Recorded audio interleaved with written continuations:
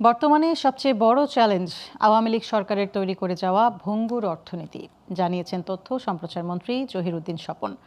রাজধানীর রমনার অফিসার্স ক্লাবে national life ইন্স্যুরেন্সের প্রতিষ্ঠার ৪২ বছর পূর্তি উপলক্ষে আয়োজিত অনুষ্ঠানে প্রধান অতিথির বক্তব্যে তিনি কথা বলেন। নাগরিকদের উদ্যোক্তা মনোভাব কাজে লাগিয়ে অর্থনীতিকে এগিয়ে নেওয়ার ওপরও গুরুত্ব দেন তিনি।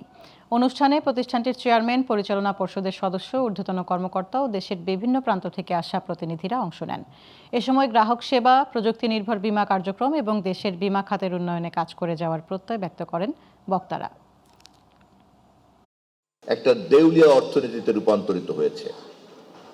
আপনারা সবাই জানেন কি পরিমাণ টাকা এখানে বিদেশে পাচার করা হয়েছে, কি পরিমাণ টাকা এখানে কর ব্যবস্থার বাইরে পড়ে আছে, এবং রাষ্ট্রের এইভাবে বঞ্চিত হওয়ার যে প্রক্রিয়া, সেই প্রক্রিয়াগুলিকে আমাদের চিহ্নিত করতে হবে।